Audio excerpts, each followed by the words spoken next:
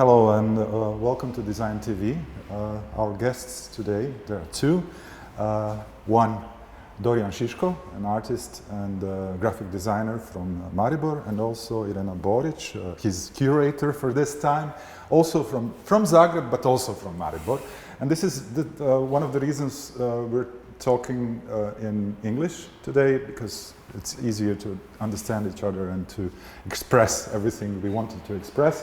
Just a short introduction. Dorijan is both an artist and a graphic designer, and the works here don't necessarily belong to just one category. It's kind of all in between, and we're going to see during the next hour or so very, very different things, from posters to postcards to complex visual identities for festivals and different events, to, for example, games, video games, one of which is playable and relates pretty directly to graphic design practice. This is the game Super Poster Boy, which I myself and many of the visitors here played for like 3,000 times in the past 2 weeks. But first of all, I'm going to give you a chance to tell us in brief about the exhibition and its theme and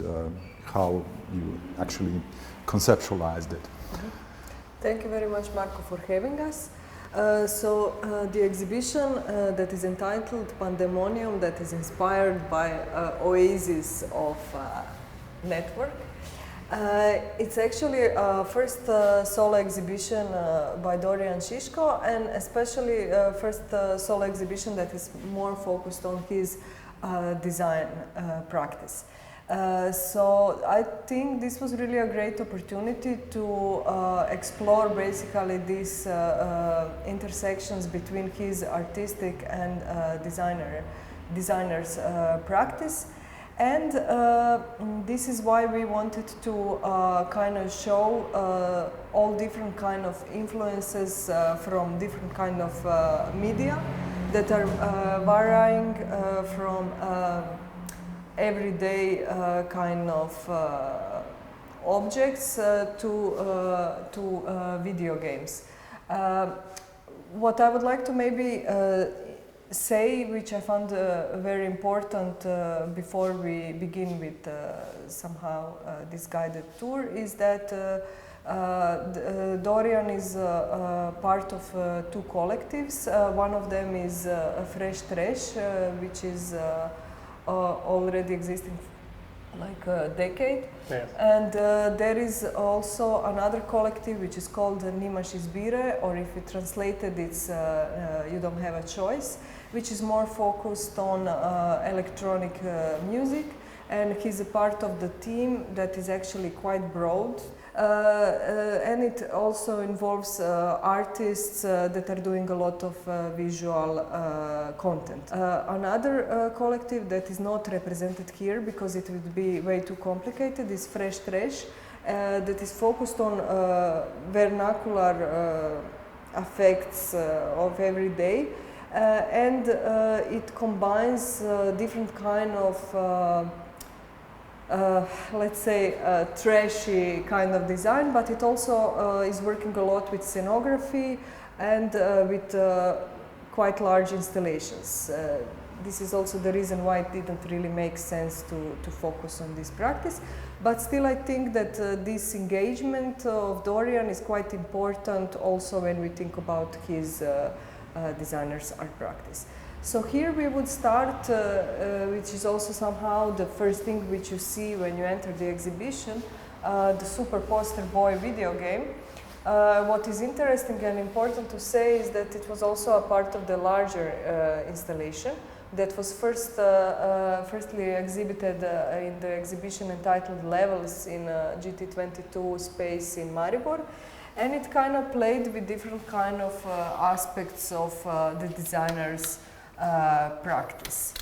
Here we found it interesting also to really bring in this work, because it was like this poster boy that, especially because the posters are quite present within this exhibition, So this was kind of interesting for us to play with. So maybe Dorijan, you can introduce the game as such, why it was important for you to kind of play with these notions, and also how it worked within the whole exhibition.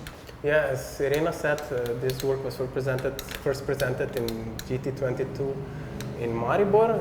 The exhibition was called Levels, and in that exhibition I wanted to deconstruct kind of video game stereotypes and make video game installations that kind of also criticize or maybe introspect my design work. In that way I created 2 interactive video games and also some original posters, and this is kind of one of the 2 games, which is called Super Poster Boy. And the point of the game is kind of you are a designer and are collecting or designing posters in this kind of weird virtual world, and you often get stuck. You often get stuck. As in real life. Yeah, as in real life. And there are these kind of obstacles in the game, like maybe bad typography or a glitch in the computer or a slow computer, and you have to kind of walk through the world and find all the posters. I think there are 15. You won. And after you win, you kind of finish your project, I guess. And it's an interesting, maybe meta-narrative to this exhibition, which is full of posters. And it's a kind of a tradition or a stereotype that designers kind of design only posters, or they always have to design a poster, even if the poster isn't the main piece of the visual identity or the visual practice of a project. And it's quite aesthetically intense. Really, we don't often see exhibitions which are aesthetically similar to this in Zagreb, in Croatia. I don't know if this kind of, aesthetic of abundance, the horror vacuum thing, the campy trash stuff happens in Slovenia more often than in Croatia, or is it just you? Maybe in design, it isn't so. It isn't so much represented, I think, and that's why I think that people sometimes like me more as an artist, as a designer, because it's very. I kind of like to provoke with my work and kind of go outside of the traditional, more formalistic standards of classic design. And I think it's also an extension of my art practice, and that's why it sometimes go in this kind of more creative, psychedelic virtual spaces. Also in my more classical design work, kind of sometimes I see also my design work as an extension of my more artistic practice. It's interesting because I think Irena mentioned the word vernacular, and even these works, which are not connected to the Fresh Trash collective, have something of that in here. They are kind of, I don't want to say anything bad, kind of ugly in a way that is quite effective and attention-grabbing, and as soon as you see them, you see what it's inspired by, but you also see that it is done by someone who knows what he's doing, someone who has education in design and has the skill to work with this kind of, imagery. Yeah, that's maybe an interesting concept, because I think in now contemporary design, there's like a term anti-design that is come to fruition, and people kind of do anti-design in kind of a stylistic way, but I always try to include a concept in my work, so maybe this kind of trashy aesthetic isn't like trivial in that sense. If I think it's trivial, I will do it in another way. If I get a design work which is more, I guess, serious or not focused on more like this rave aesthetics or something like that, I'll do it more modernistic. And that's, I think, in a good situation that I kind of grew up with also more traditional design practices, and also kind of learns all the traditional formalistic methods, and now I have the power or the, the knowledge to subvert them. Irena? Yeah, I would maybe like to then draw our attention to this particular piece because it's really a lot in that sense, like it's really a lot of also references. And then it's somehow like, for example, from the icons that we could imagine that are starting somewhere from your desktop, but then they are somehow changed and altered, and they are really turning into this kind of, well, pandemonium that we are kind of wanting to address also conceptually from this exhibition. So I think it would be interesting to, and I think it's also quite important, one aspect here, which is like you are using this quote from How Many Abo Digitals Do You See Modeling from the movie Zoolander. And this was like a meme, I guess, but it's also then these memes that are quite somehow important point in your practice, even though they are not like the main point of it, but they are still around and you are kind of working with them. Also in some other works you are quite, for example, like What's Your Truth, the memes are also quite relevant. So in this sense, I'm thinking about this work it also brings back this idea of like how, the importance of meme culture basically within the contemporary internet culture, like, and what was really interesting is like this meta haven that you are also quite inspired by as a practice, like when they were like discussing this political aspect of the memes. So I'm wondering, like, if you could tell us a little bit more about this particular work, as well as the background story of certain references that we can see here. So yeah, this work, this composition, this poster, how do you want to call it? It's like a self-initiated work. Like sometimes most of the time I do like compositions or posters or graphics. They're kind of like a study of a concept or like a experiment of a composition or using some tools that I haven't used before. That's how this poster started, or this composition started.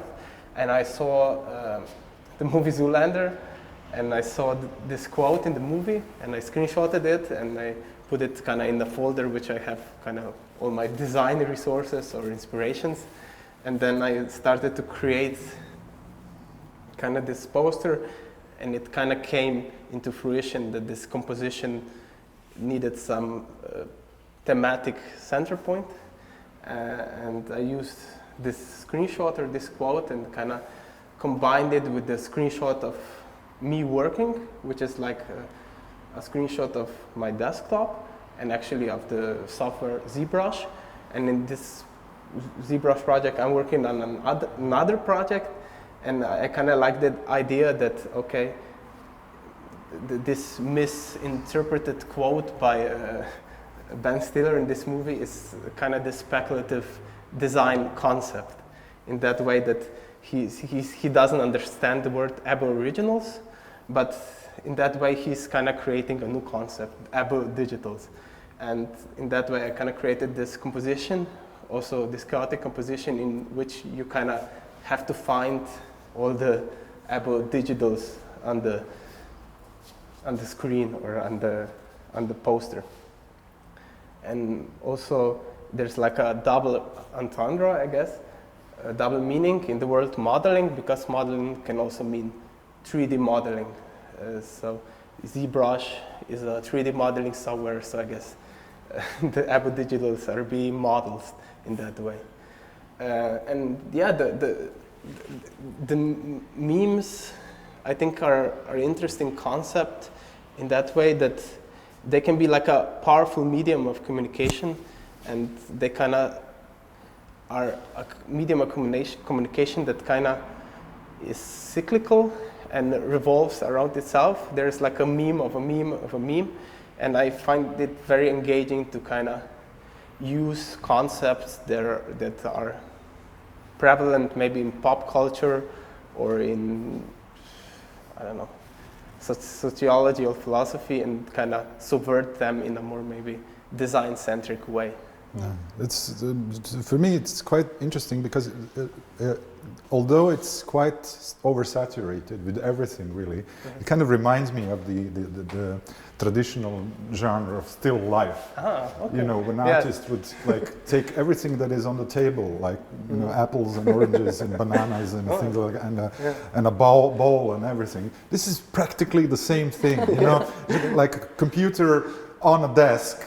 And everything you've just consumed in the past 6 hours is there. You know, from the interface of a software program to, you know, the lower half of the screen on your desktop to a movie which might be played in one window while you're doing that. And all the other strange references there. Yeah, that's very interesting. A kind of poetic way to see this kind of messy composition, and a very nice notion actually, to see the mess on a desktop as like maybe apples and oranges. It's as close as it can be, part of everyday life. Yes, in a way. yeah. So true, in our digital culture. Yes, nice. Maybe I should think about the other works, or? Yeah, I think it would be good to maybe start with Abyss Demons, because it's also like a work that you created. I mean, here it's also what is interesting is the medium, because it's this like trading cards, which is again the part of certain, let's say, subcultures, and it works in one environment, and then how does it work in a different one? So if you can tell us a little bit more about the whole idea behind the work and why it had to be like designed as trading cards. So yeah, the trading cards, Abyss Demons, were created actually for a market of internet art called Yami Ichi, which was organized I think by Axioma and Kino Šiška in Ljubljana. And it was kind of a project that kind of was interested in more like internet-inspired art, and I created this series of trading cards for it. And I kind of always liked the medium of trading cards because it kind of had illustration and also like a design element. In that way, when you saw kind of the Pokemon card, it kind of told you a story through the illustration, or maybe the painting or the 3D model. And it was interesting, who did the illustration for the Pokemon card, who did the 3D model in the 90s for a really weird monster. And that kind of intrigued me in that kind of way that, okay, you can create this kind of monster or painting for your trading card, but you can also tell more narrative, information-driven story around it through design. In that way, it gets more contextualized. Yeah, and the first four were made like in 2021, yeah. And this last one, the fifth one, was actually made for my exhibition last year which was called Trivial Pursuit, this one, yeah.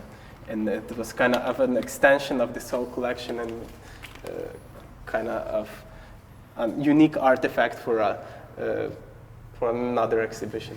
And it's a kind of medium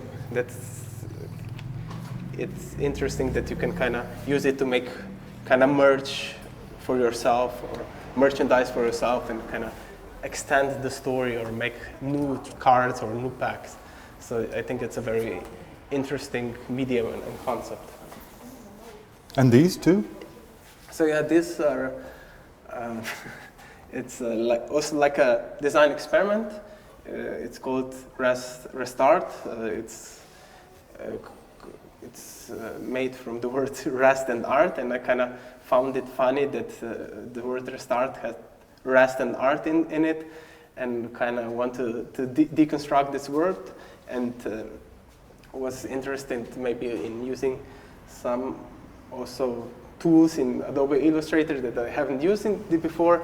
Maybe they kind of created the 3D tools, and it was kind of an experiment to use the tools, and also like an extension of my practice, in that meaning that I'm always interested in like work and the position of the artist and designer in the cultural sector, or the design, how the designer is treated by the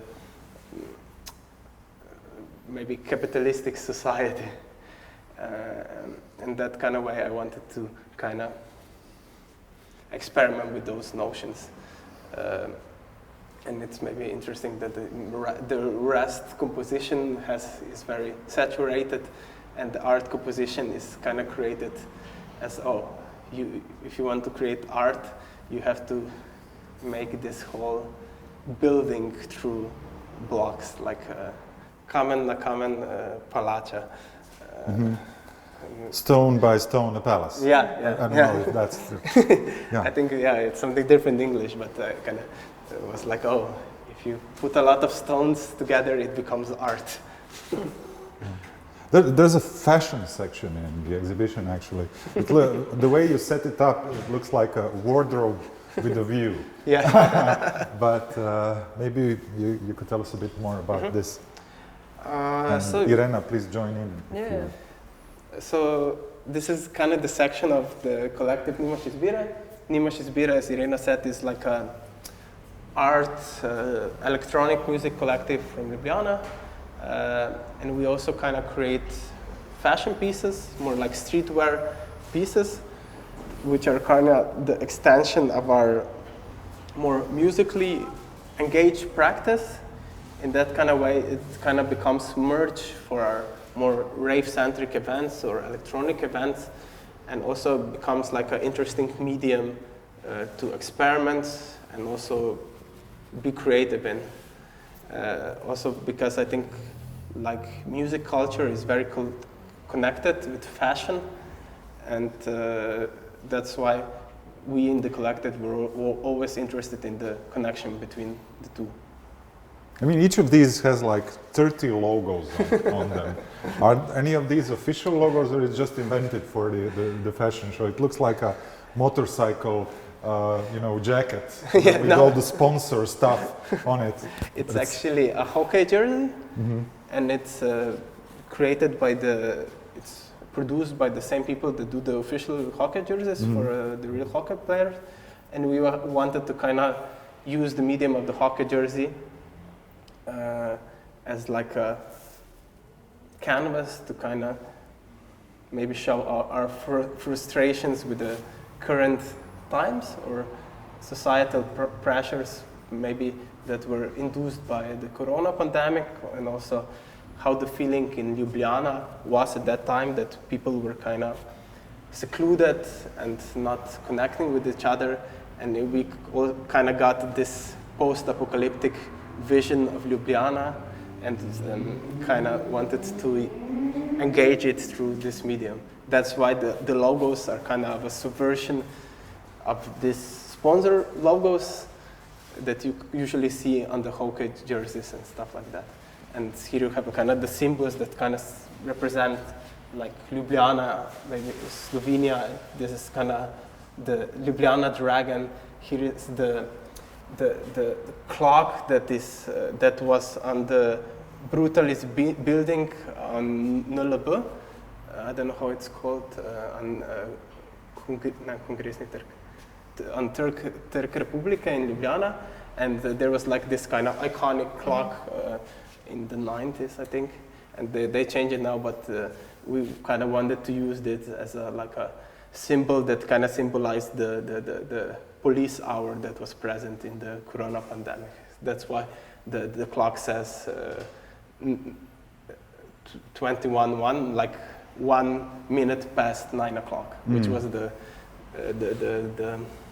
how do I say it? Yeah, the police hour that you couldn't go outside in Slovenia. I think I remember that Tanja Radež, I think, designed a book which was called Sramota, with all the police on the streets in Slovenia. It was like this big with all the photographs, and I asked, why is it so big? And she says, because Sramota, shame, is that big.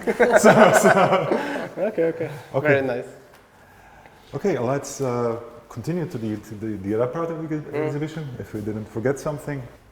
Within the exhibition, we decided to focus on several visual identities that you have done. And a lot of them is quite immersed in digital context. So first one is, I would like to mention the Iskra Delta identity for 34th Graphic Arts Biennale in Ljubljana. That was curated by Tjaša Pogačar, and it had actually quite interesting concept of building worlds and rethinking the future. Also, the initial concept was inspired by Iskra Delta, a computer company that was actually a failed company, but one of the first in Slovenia that had to deal with computers. So this was somehow the starting point to rethink what are the possibilities that future could bring. I found quite interesting that for the curatorial concept, it was super important also the sound aspect of the whole Biennale, which is completely unusual, because usually the music part of the Biennale is almost quite in the background. So this time it actually worked as an invitation to Nimaš Izbire to co-curate, and you were also one of the co-curators in that sense, to co-curate the whole music program, but also for you to design the whole musical program, as well as some parts of identity of Biennale itself. So here what we exhibited is actually the aspects of design of visual identity for the music program. One of them is Iskra Delta compilation, which is again first in the history of Graphic Biennale that did a music compilation. But also we see like some of the posters for the events, as well as the cards that are again kind of similar aesthetics of these cards, trading cards, but here it was more for accreditations for artists.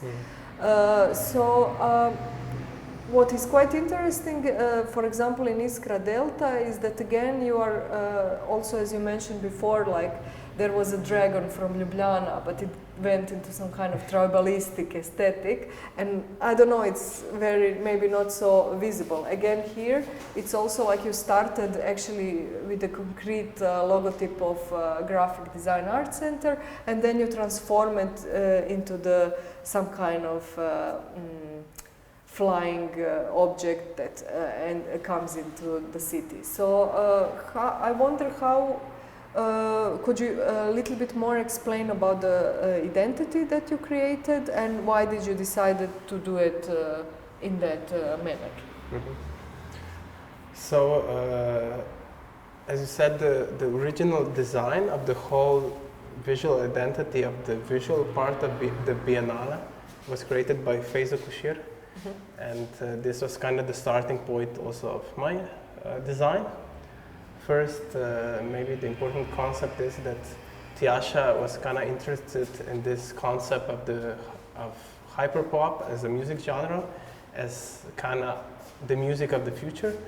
And in that kind of way, the hyperpop artists that we invited and also curated for the soundscapes, the compilations, were kind of invaders in this kind of visual world of the classical Graphic Biennale. So in that kind of way, music, as you said, isn't so standard in the visual arts Biennale, which is actually more focused on traditional art graphics, like print. That in that kind of way, I kind of envisioned this kind of more metaphysical starship, which is created from the original, from this Iskra Delta Biennale logo, as kind of an invader in this kind of cityscape. So the idea is, oh, this is the spaceship or the capsule or this kind of element that kind of brought the artists, which are kind of aliens, into this world of this kind of corporate Iskra Delta city, which kind of represented the more visual arts aspect of the Biennale. Mm-hmm.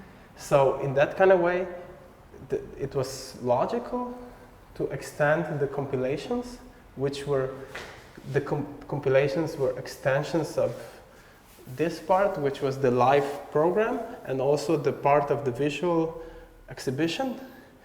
And they were kind of, how do you say it, soundtrack of the exhibitions. That the compilations kind of had the graphics of the aliens.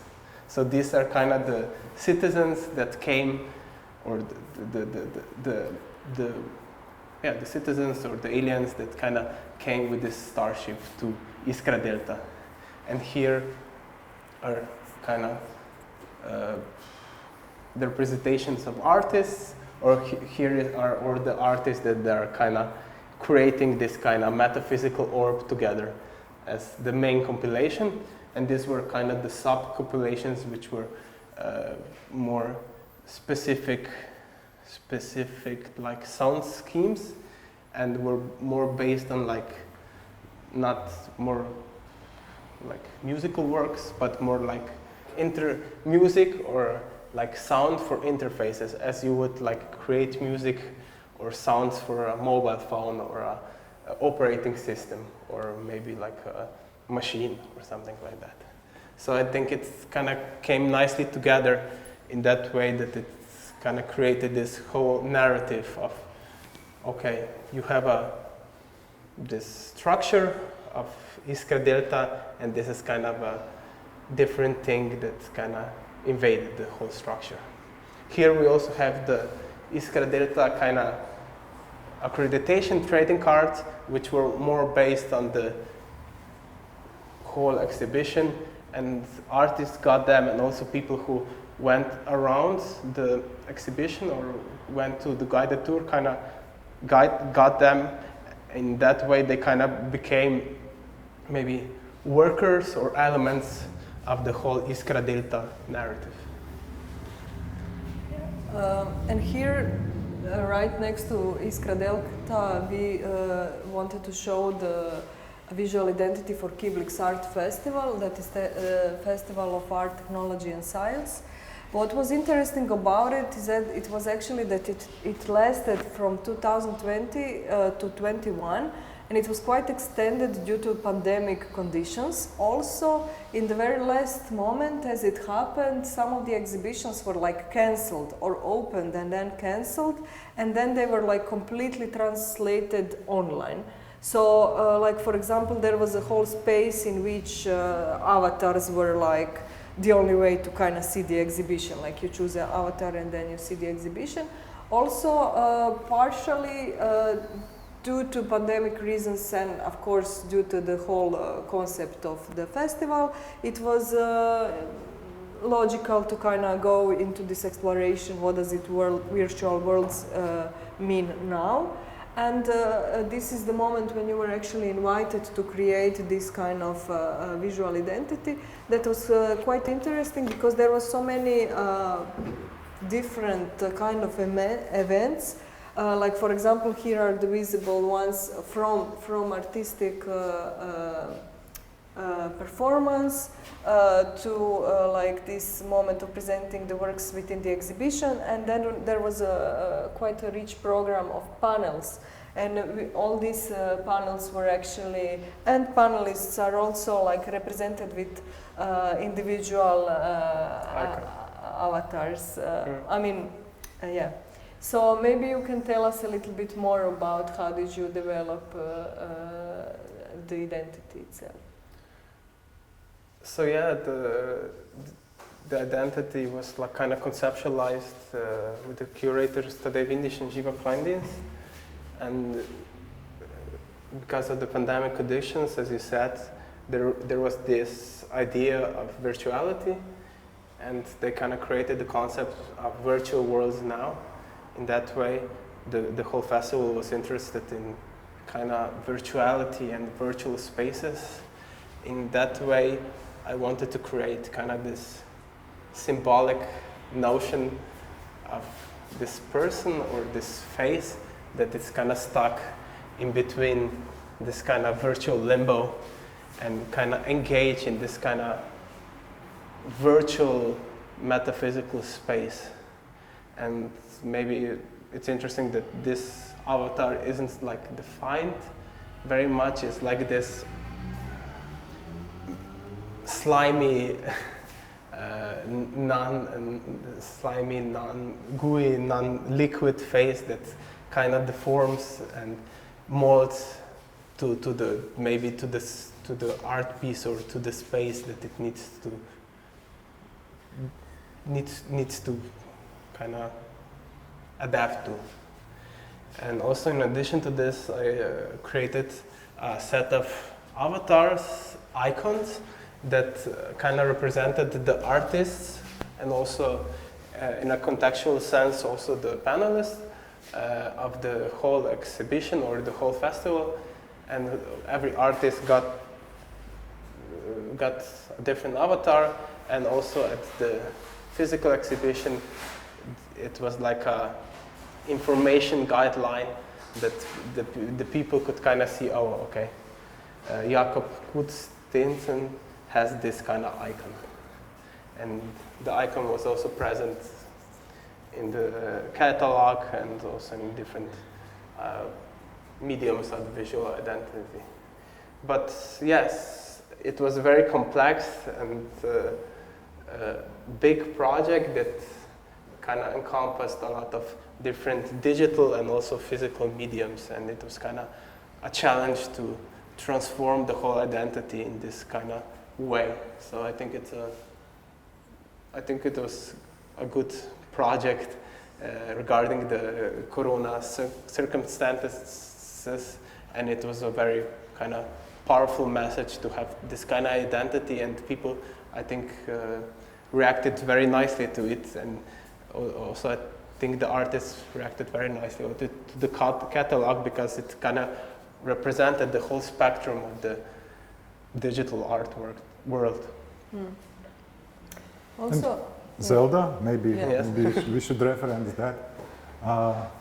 A visual identity and poster for the play, which is obviously based on the Nintendo Japanese franchise Zelda, where you actually use lots of elements of video game, visual language, but almost none of it comes from the game that is named there. I mean, it's kind of a twisted, alternative world version of what is hinted by not only the title but the green color and everything. But it's kind of spiky and actually completely different from what Zelda actually looked like. Yes, maybe it looks like that because also the theater play was also something like that, like a twisted version of a video game. It wasn't like primarily based on the video game Zelda. The Zelda was just like a symbolic name to kind of envelop a stereotype of video game. And the whole video game, the whole theater play had a very interesting concept, that it was live streamed to the audience in the theater, and the actors kind of walked around the city, and the audience could decide with their mobile phones what they should do. They had like multiple choices, and the projection kind of asked them, or the game master kind of asked them, do you want the actor or the character to buy a burek? And if enough people said A, they bought a burek. And it kind of developed in this kind of non-linear narrative or an interesting like theater experiment. And also it's a very interesting kind of meta narrative about video games, the whole theater play. So I think the identity wanted to convey this kind of different feeling, maybe a feeling that people that play video games are used to, but maybe also a different twist on it.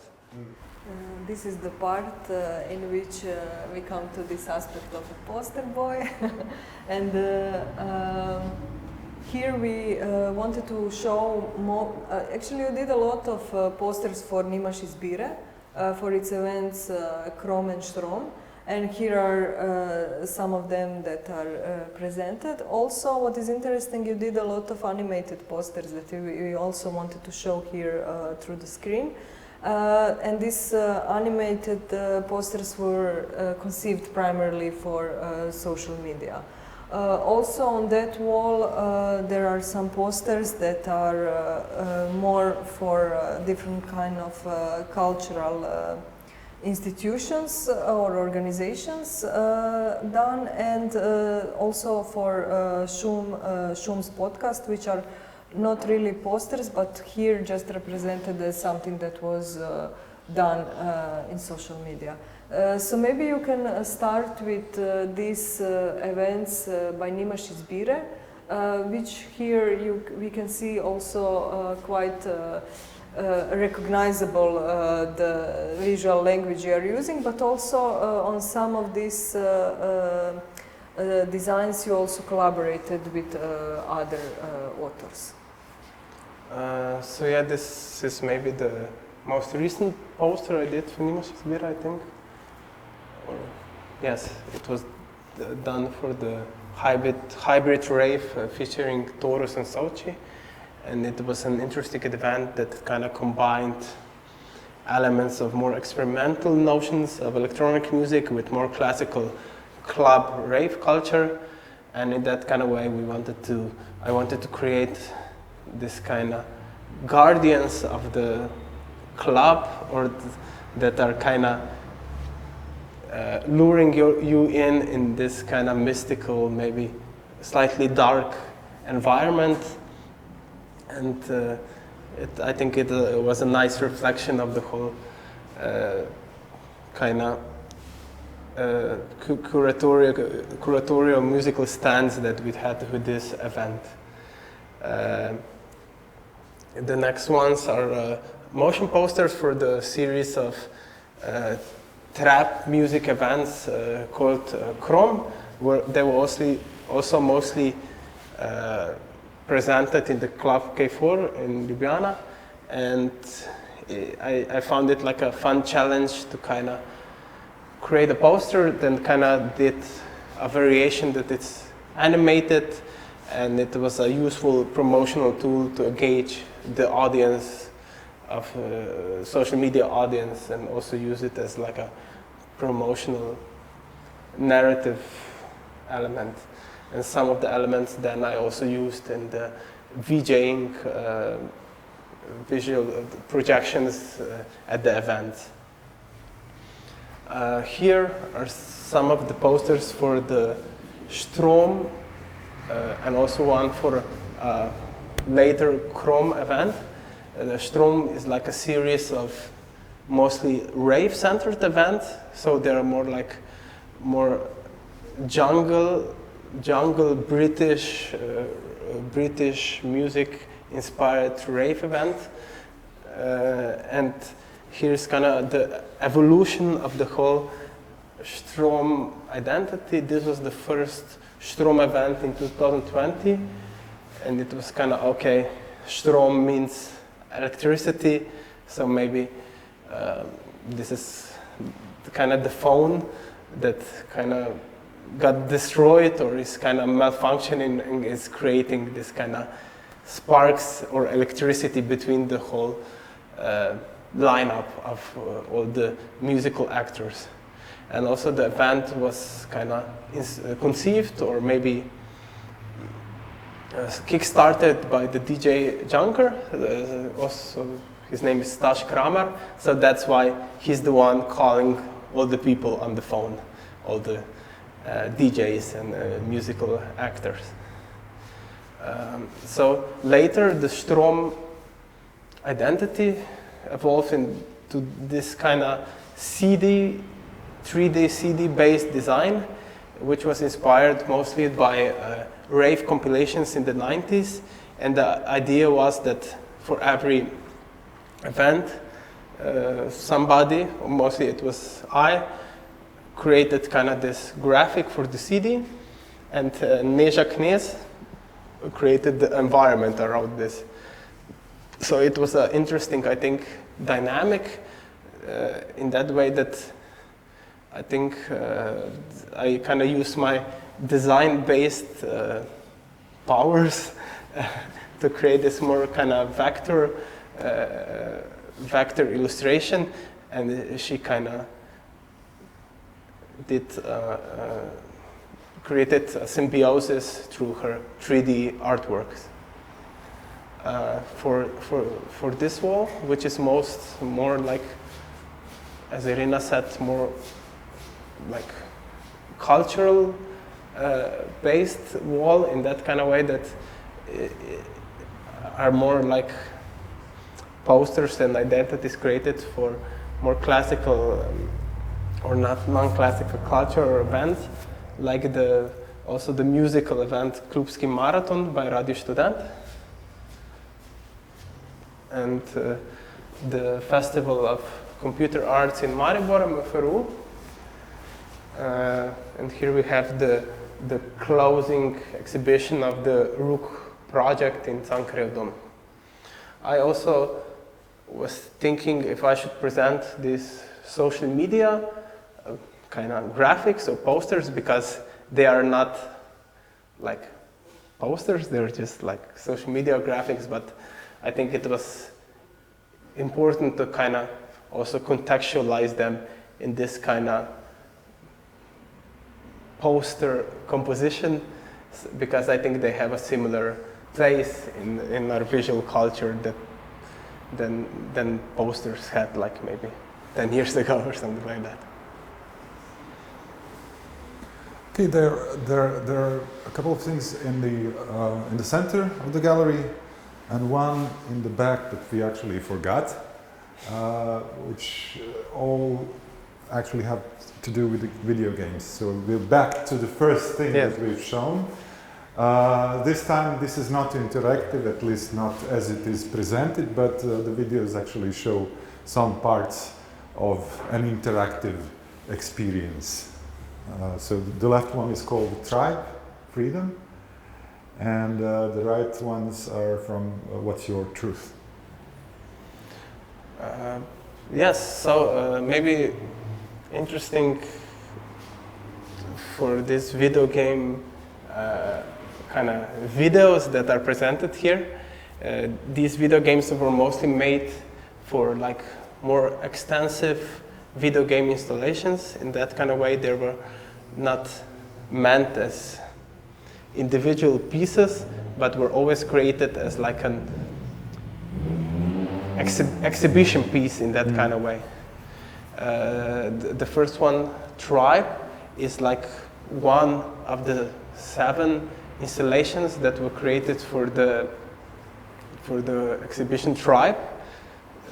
This one is called Tribe Freedom, and the whole exhibition was thinking about the concept how to fulfill your fundamental human needs in the future. So I was interested in that concept and created different like multimedia installations for that exhibition, like used like technologies as augmented reality and VR and chatbots, and I think that was kind of very progressive for 2017. And this was kind of the final installation that was a VR experience. That the idea was that after you went through the whole exhibition, you went to VR and came back to the real world of the future. So the idea was that in the post-virtual world, people will live in the virtual world and go from the virtual world into real space to kind of engage their fundamental human needs. For the second one, this was actually started as a classic kind of only a video game, but then extended to a more installation-based exhibition, and it was created with Sara Bezaušek. As you said, it's called What's Your Truth, and the idea is that in the kind of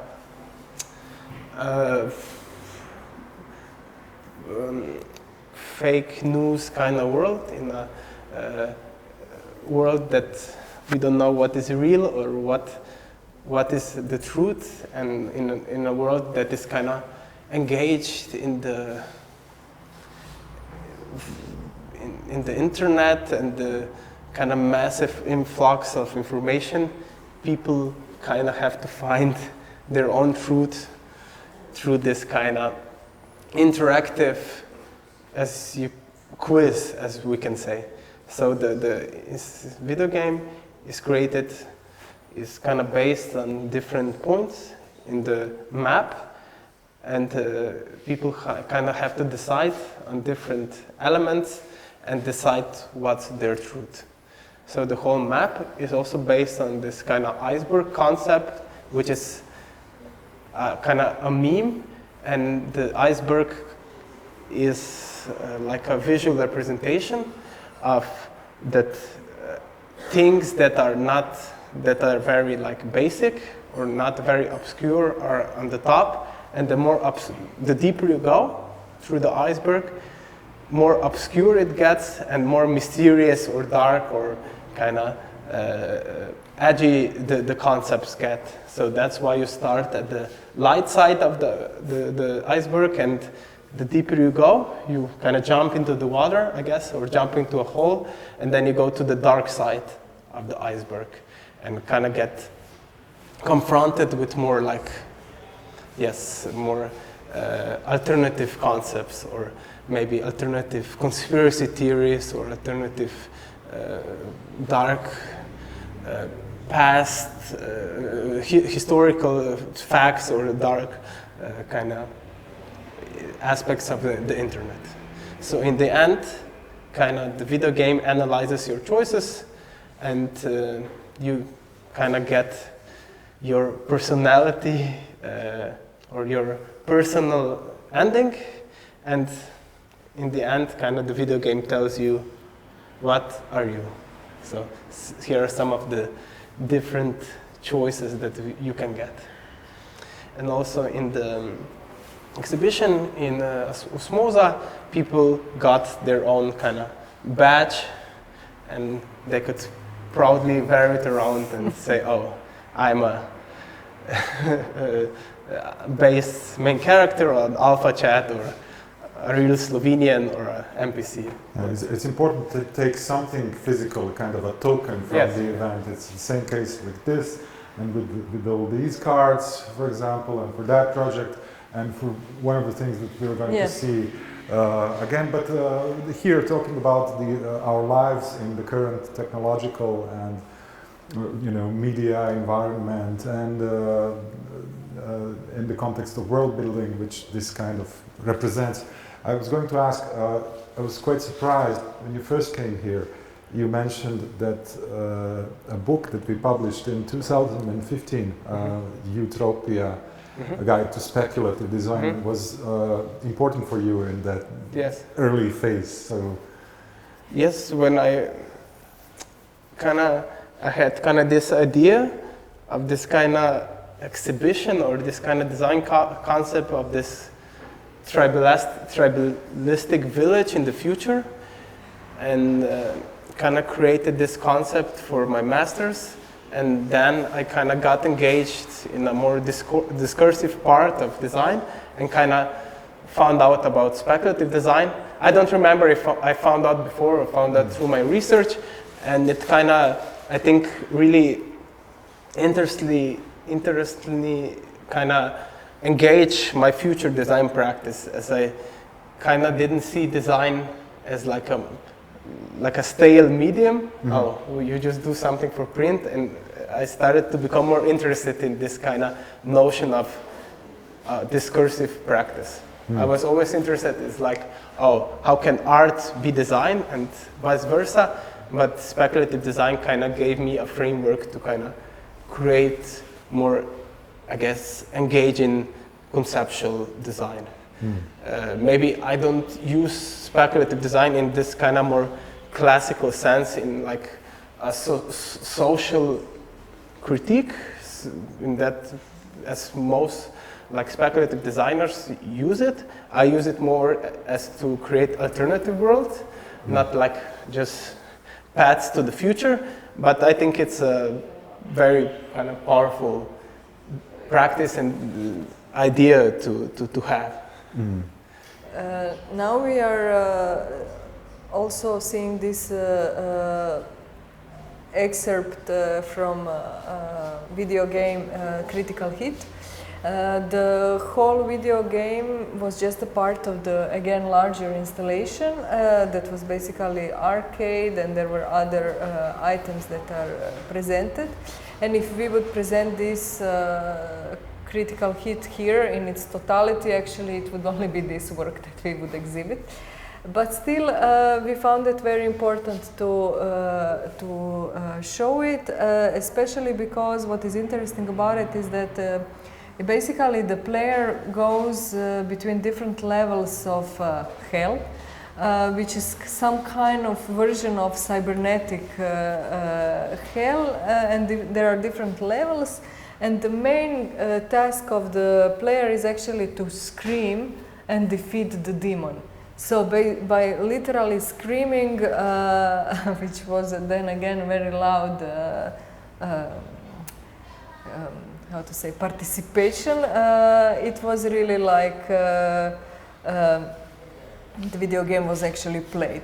I'm curious to know, and again here you are also using these items that are part of the video game that are now presented as some kind of, as Marko said earlier, token that can be used.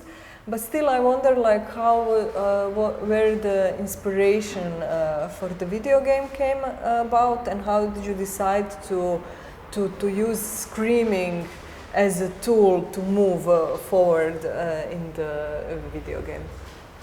So yeah, the kind of the original concept of this exhibition, Critical Hit, was created as an idea how to experiment with different controllers or different aspects of video game interaction.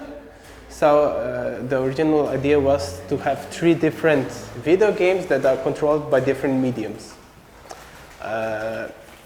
As we found out through the process, maybe this project was too big for this exhibition and too overwhelming. So that's why I kind of condensed it in this concept, Critical Hit, which was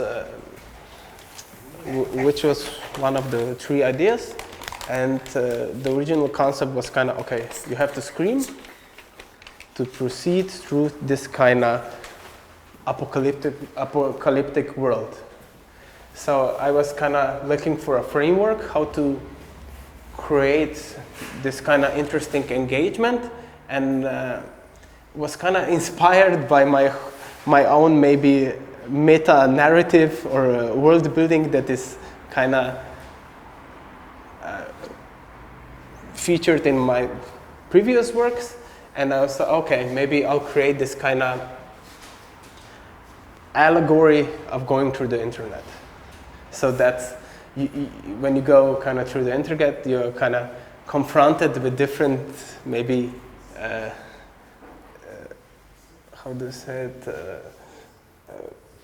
concepts or sins or like, you know, like gluttony or stuff like that. And I was like, okay, maybe I can use this kind of religious concept as more like a framework, not like as a metaphor for this kind of notion how people use the internet or how they kind of dive into the internet. And I use the Dantean schematic of how he thought about how it looked like for like the structure of this video game. So as I said before, maybe this notion of kind of demons also kind of, or demons connected with cybernetic, or maybe like spirits in the machine always kind of interested me. Also maybe with the concept of Abyss Demons trading card. So I kind of extended my whole personal mythology through these works. With this kind of action figures or like merchandise that was created from the game. It was created for later for a market of algorithmic art that was organized in Ludmila, and they asked me what I wanted to do, and I always had this idea to kind of physically create these weapons or kind of objects or work tools that I created for my video game, and I 3D printed them and kind of contextualized them as like action figures, which normally have like also different information and lore written around them. So I kind of was interested to kind of use one object and put it in this kind of concept of maybe more not a video game, but more like maybe action figure, which is, or toy, which is kind of connected with this, I think, also culture of video games. Actually, the objects themselves kind of, I think, come from the modern idea of how to monetize a game even further after you bought it. Yes. So usually, for example, in Nintendo, you have these kind of figures which are called amiibo, which you buy. Yes. It's a physical object, and then you scan it through a controller, and then in the game you get that same thing, you know, but you have to pay for it. I know. So yeah, and we're actually ending with a bit lo-fi kind of thing. After all this intensity, we have something that kind of seems almost intimistic, you know. And it was takeaway. Was it takeaway? Because yes, they took everything. Away. Yeah. They left like three. Like, for example, when you have a pie at home, there's usually the one piece that is left because no one wants to be the last one. Actually, it was like this. 5 minutes ago, it's probably people thought it was the last one. Three left. So yeah, this is kind of a series that I'm doing, which is more like a extension of my design work, but it's not like classical design. It's like maybe a series that is more like a commentary on like my position as an artist, or maybe my position in capitalism, in society and stuff like that. And I wanted to kind of, I was like just maybe sketching around or thinking about different words and different concepts, and kind of created first this kind of more like poetic postcards, which I found interesting because of their naivety and simplicity, and kind of found out that they had kind of a powerful message through maybe just writing some words. In that way, this series, Good Art, was created, and then I extended this into this series, which is called Burnout, and maybe also deals with my personal engagement with design and my personal feelings towards it sometimes. And it's kind of hard to kind of be an artist, a freelancer, and a designer in this kind of environment in Slovenia. Maybe in Croatia it's better, and without kind of not losing your soul and becoming corporate. So maybe this is kind of a psychological technique so I don't go mad. So for the end, here is a poster that I made, and it's kind of auto-portrait of me, And it's interesting because it was mainly made for the Mint Festival. Oh, they every year they invite like 80 artists to create a poster for their musicians, or they have like 80 musicians, they invite 80 artists, and they invited me, but I wasn't so happy with this invitation, and I wasn't so like inspired, and maybe in a very cynical way, I didn't create a poster for the musician that I got, which is actually kind of disrespectful to the musician, but I wanted to create like a poster for myself. In that kind of way, it's like me engaged in this kind of workspace, I guess, in this kind of construction site, which is a site of creation, working, and I'm like, okay, this is me. I don't want to work for free, so if you don't want to pay me, I'll create. I will distrust your content, and I'll create something for myself. Thank you very much. Thank you very much. Thank you. Hey, I hope to see you again in some other exhibition. Yeah, or hopefully. Something else, and I hope to come to visit some of the installations that you made. Thank you. Thank you. Dorijan. Thank you very much, yes.